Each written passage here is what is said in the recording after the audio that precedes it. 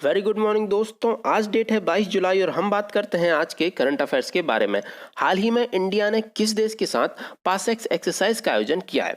तो यह जो देश है यह है अमेरिका। और यह एक्सरसाइज इसका आयोजन किया जा रहा है हिंद महासागर में। इस एक्सरसाइज में भारत के नेवी शिप राणा सयाद्री शिवालिक और अमेरिका की युद्धपोत निमित्ज साथ मिलकर एक्सरसाइज करेंगे। अमेरिका का युद्धपोत है निमित्ज, इसको दुनिया का सबसे बड़ा एवं सबसे घातक हथियारों से लैस विमान वाहक युद्धपोत माना जाता है। अगर हम बात करें, हाल ही में एक और एक्सरसाइज काफी चर्चा में थी, मालाबार एक्सरसाइज। यह चर्चा में इसलिए थी क्योंकि भारत ने इस एक्सरसाइज के लिए ऑस्ट्रेलिया को आमंत्रित किया है। वैसे यह सामान्य तौर पर 3 देशों के बीच में होती है, जो है जापान, अमेरिका और भारत। तो इस बार भारत ने ऑस्ट्रेलिया को भी आमंत्रित किया है। अगर हम बात करें अमेरिका के बारे में, तो अमेरिका की जो कैपिटल है वह है वॉशिंगटन डीसी, और वॉशिंगटन डीसी ही में ही हेडक्वार्टर है वर्ल्ड बैंक और आईएमएफ का। अगर हम बात करें अमेरिका के प्रेसिडेंट की, तो वह है डोनाल्ड ट्रंप। इनकी जो पार्टी है वह है रिपब्लिक पार्टी, और जो डोनाल्ड ट्रंप है यह अमेरिका के 45वें राष्ट्रपति हैं। इसके अलावा जो हमने मौलिक अधिकार हमने कहाँ से लिए? हमने लिए मौलिक अधिकार अमेरिका के संविधान से। अगर हम बात करें अमेरिका से जुड़े हुए कुछ अन्य करंट अफेयर्स के बारे में, तो हाल ही में अमेरिका ने WHO वर्ल्ड हेल्थ ऑर्गेनाइजेशन से अलग होने की घोषणा कर दी है। और हाल ही में भारत के राजदूत नियुक्त हुए हैं अमेरिका में, जिनका नाम है तरनजीत सिंह संधू। और भारत के बाहर दुनिया का पहला योग विश्वविद्यालय भी अमेरिका में ही खोला जा रहा है, जिसका नाम है विवेकानंद योग यूनिवर्सिटी, या इसको बायू शॉर्ट फॉर्म के नाम से भी जाना जाता है। इसके अलावा अमेरिका ने चांद का पहला यूनिफाइड जियोलॉजिकल मैप भी लॉन्च किया है। अगर हम बात करें अन्य ऑप्शंस के बारे में, तो जो ब्राजील है, हाल ही में हमने ब्राजील के एक उपग्रह को लॉन्च किया है जिसका नाम है अमेजोनिया 1। बात की जाए ईरान की, तो हाल ही में ईरान ने चबहार रेल प्रोजेक्ट से भारत को ड्रॉप कर दिया है, और ईरान ने हाल ही में अपनी मुद्रा को तोमान में बदल लिया है। बात की जाए चाइना की, तो हाल ही में चाइना ने एप स्टार नाम का उपग्रह लॉन्च किया है। इसी के साथ हमारा अगला क्वेश्चन, हाल ही में लालजी टंडन का निधन हो गया है, वह किस राज्य के राज्यपाल थे? तो जो लालजी टंडन है ये मध्य प्रदेश राज्य के राज्यपाल थे। 11 जून से लखनऊ में इनका इलाज चल रहा था, जिसके बाद लंबी बीमारी के चलते इनका निधन हो गया है। इनके इलाज के दौरान जो उत्तर प्रदेश की राज्यपाल हैं आनंदीबेन पटेल, उनको मध्य प्रदेश के राज्यपाल का अतिरिक्त प्रभार सौंपा गया था। अगर हम लालजी टंडन जी के बारे में बात करें, तो लालजी टंडन ने 2 कार्यकालों तक उत्तर प्रदेश विधान परिषद के सदस्य के रूप में कार्य किया था। 2009 में लखनऊ से 15वीं लोकसभा के लिए यह चुने गए थे। 2018 में इन्हें बिहार राज्य का राज्यपाल नियुक्त किया गया, और 2019 में इन्हें मध्य प्रदेश राज्य का राज्यपाल नियुक्त किया गया। अब अगर हम बात करें मध्य प्रदेश से जुड़ी हुई कुछ अन्य योजनाओं के बारे में, तो मध्य प्रदेश में कई योजनाएं चल रही हैं, जिनमें है किल कोरोना अभियान, रोको टोको अभियान, स्ट्रीट वेंडर प्रोग्राम, संबल योजना और इंतजार आपका। अगर हम बात करें अन्य ऑप्शंस के बारे में, तो दिल्ली सरकार ने प्लाज्मा बैंक की स्थापना की है। अगर हम बात करें झारखंड की, तो झारखंड के जो देवघर में जो श्रावणी मेला होता है उसको कोरोना वायरस के चलते स्थगित कर दिया गया है। और झारखंड में ही इंडियन एग्रीकल्चर रिसर्च इंस्टीट्यूट भी है, और जिसकी बिल्डिंग का नाम बदल के श्यामा प्रसाद मुखर्जी के नाम पर रखा जा रहा है। अगर हम बात करें उत्तर प्रदेश की, तो जो उत्तर प्रदेश है ये मनरेगा के तहत सबसे ज़्यादा रोजगार उपलब्ध कराने वाला राज्य बन गया है। इसी के साथ हमारा अगला क्वेश्चन, हाल ही में crime writer S Hussain Zaidi ने कौन सी नोवेल को प्रकाशित किया है? तो इस नोवेल का नाम है द एंड गेम, और यह जो नोवेल है यह राजनीति, विश्वासघात और अकल्पनीय आतंक पर आधारित है। इसके अलावा हुसैन साहब ने कई और नोवेल्स लिखे हैं, जिनकी अगर बात की जाए तो उनके नाम है black Friday, mafia queens of Mumbai, Dongri to Dubai, Byculla to Bangkok. इसके अलावा जो टेरर इन मुंबई जो एक डॉक्यूमेंट्री आई थी, उसकी ये सह लेखक भी हैं। और जो टेरर इन मुंबई डॉक्यूमेंट्री है यह 26/11 की जो आतंकी हमला है उस पर आधार पर यह बनाई गई है। अगर हम बात करें अन्य ऑप्शंस के बारे में, अ सॉन्ग ऑफ इंडिया, इसको लिखा है रस्किन बॉन्ड ने, इसको हाल ही में प्रकाशित किया है। और रस्किन बॉन्ड की एक और बुक आई है हाल ही में जिसका नाम है my adventure on boat train and plane. अगर हम बात करें अन्य ऑप्शंस के बारे में, तो जो overdraft saving the Indian saver, इसको लिखा गया है आरबीआई की पूर्व गवर्नर उर्जित पटेल के द्वारा। और बात की जाए इकावक के बारे में, तो यह जो बुक है इसको लॉन्च किया है जेके रॉलिंग्स के द्वारा। और ये जेके रॉलिंग्स हैं यह काफ़ी फेमस जो बुक है जिनका नाम है हैरी पॉटर सीरीज, उसकी लेखिका हैं और उन्होंने अपने हाल ही में एक बुक लॉन्च की जिसका नाम है इक्का बक। इसी के साथ हमारा अगला क्वेश्चन, हाल ही में एचआरडी मिनिस्टर रमेश पोखरियाल निशंक द्वारा किस पहल की शुरुआत की गई? तो इस पहल का नाम है मनोदर्पण। यह जो पहल है इसको मानव संसाधन विकास मंत्रालय द्वारा छात्र मानसिक स्वास्थ्य को देखभाल के लिए इसको शुरू किया गया है और इस पहल के अंतर्गत एक सीरीज चलाई जाएगी गतिविधियों की जिसमें कोविड-19 के दौरान या उसके बाद छात्रों को मानसिक स्वास्थ्य और कल्याण के लिए मनोवैज्ञानिक सहायता प्रदान की जाएगी।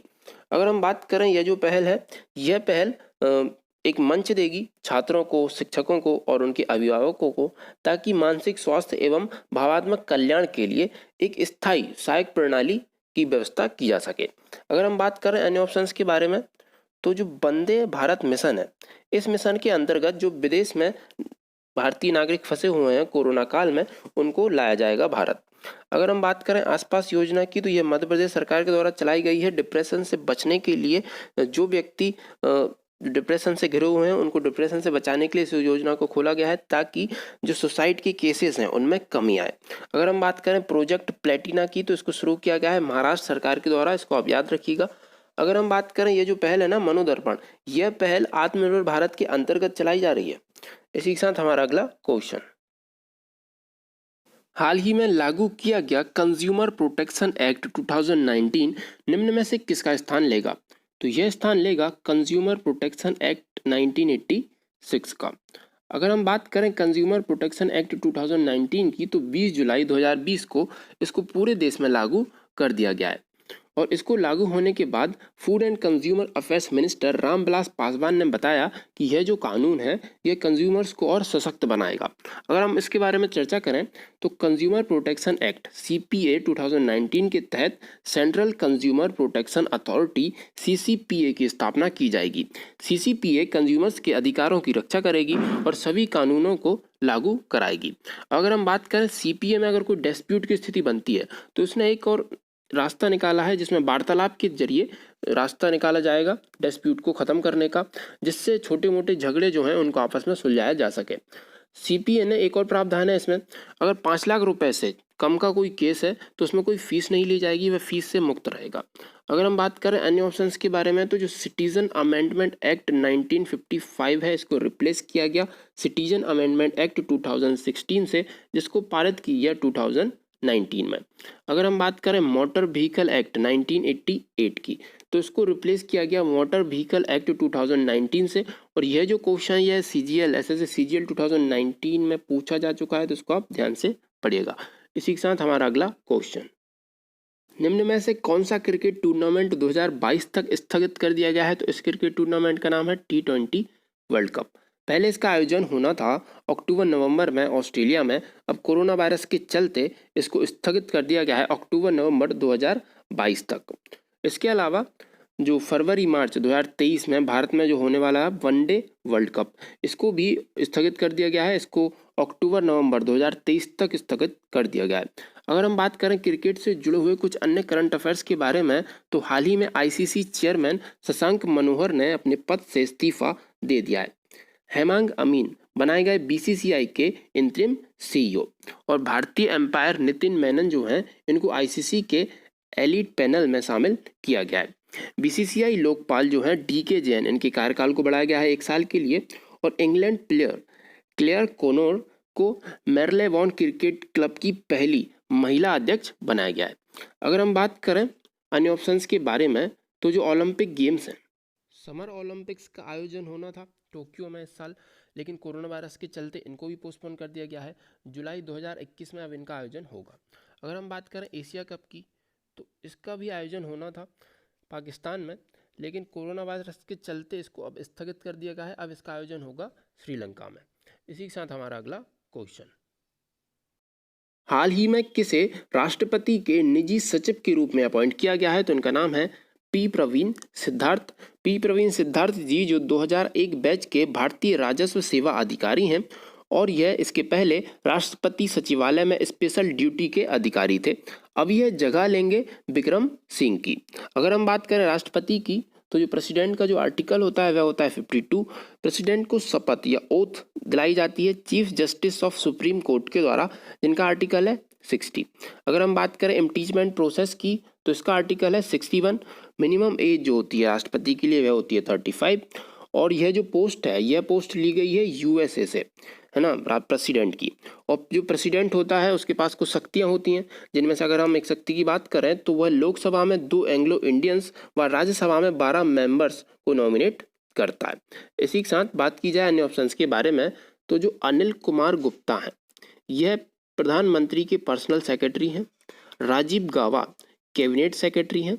हर्षवर्धन सिंगला ये फॉरेन सेक्रेटरी हैं, इनको आप याद रखिएगा। इसी के साथ हमारा अगला क्वेश्चन, हाल ही में केंद्रीय मंत्री हरसिमरत कौर बादल ने किस राज्य में जोरम मेगा फूड पार्क का उद्घाटन किया है?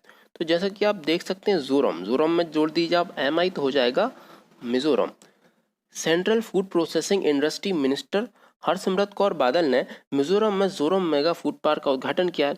और यह जो फूड पार्क है इससे किसानों को, उत्पादकों को, प्रोसेसर्स को और कंज्यूमर्स को लाभान्वित किया जाएगा। और यह जो पार्क है इसके उद्घाटन के साथ ही जो नॉर्थ ईस्ट वाला एरिया है यहाँ पर फूड प्रोसेसिंग इंडस्ट्रीज का विकास भी हो सकेगा। अगर हम बात करें मिजोरम की, तो मिजोरम सरकार ने खेलों को उद्योगों का दर्जा दिया है।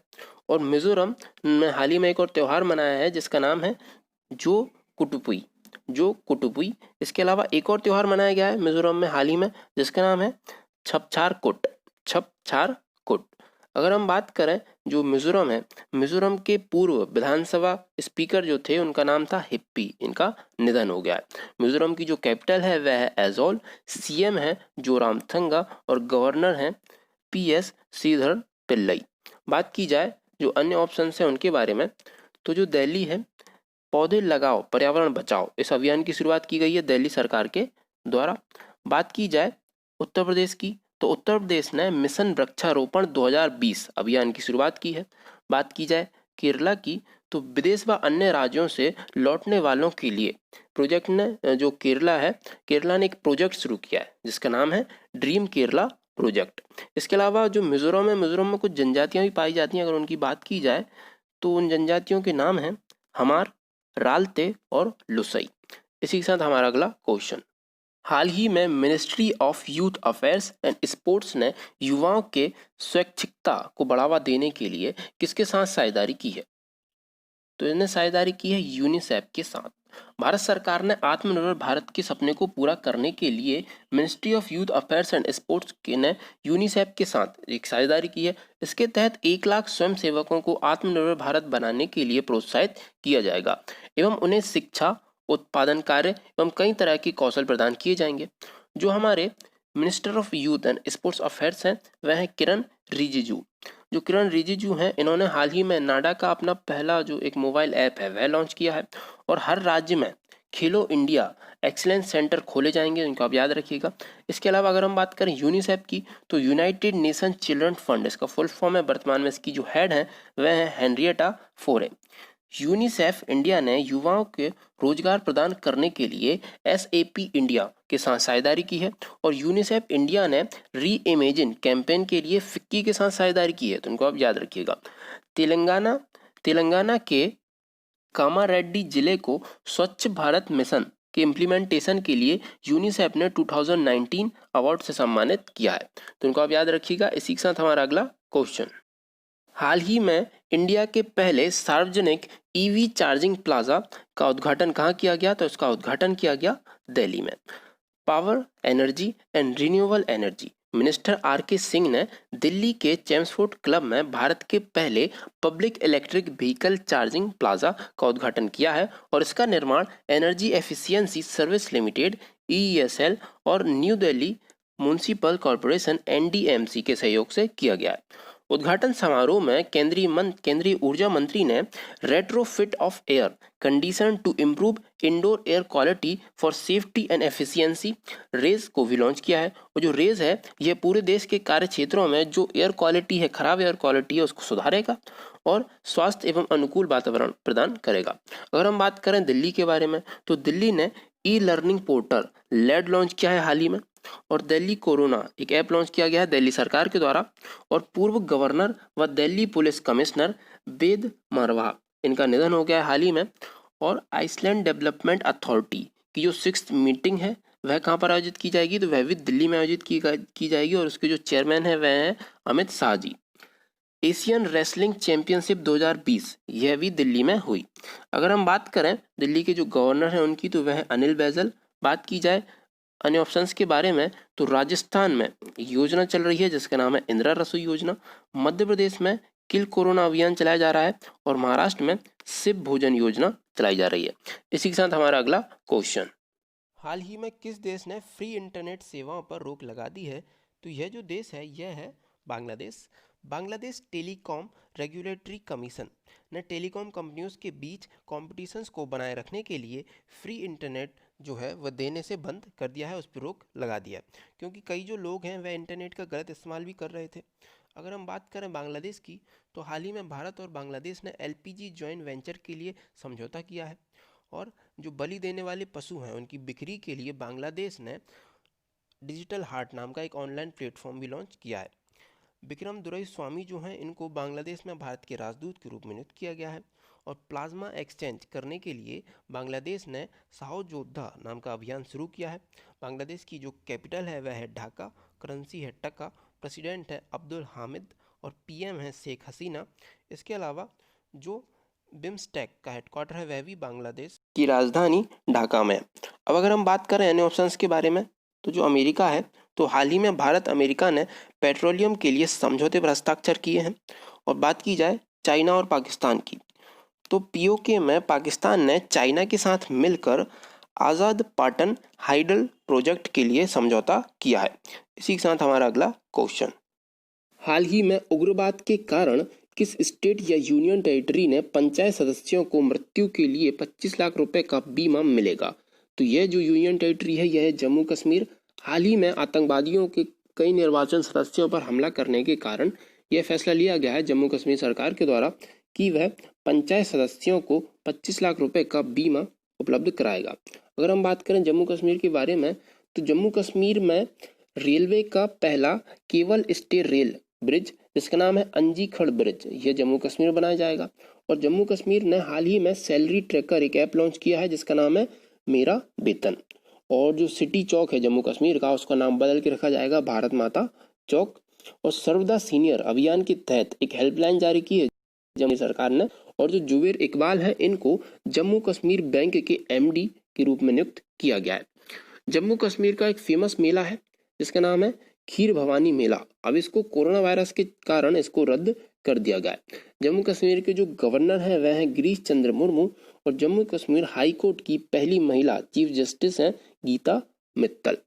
इसी के साथ हमारी ये वीडियो यहीं पे समाप्त करते हैं। अगर आपको हमारी ये वीडियो पसंद आई है तो इसको ज़्यादा से ज़्यादा लाइक कीजिए, अपने दोस्तों के साथ शेयर कीजिए। कल फिर मिलेंगे दोस्तों, जय हिंद।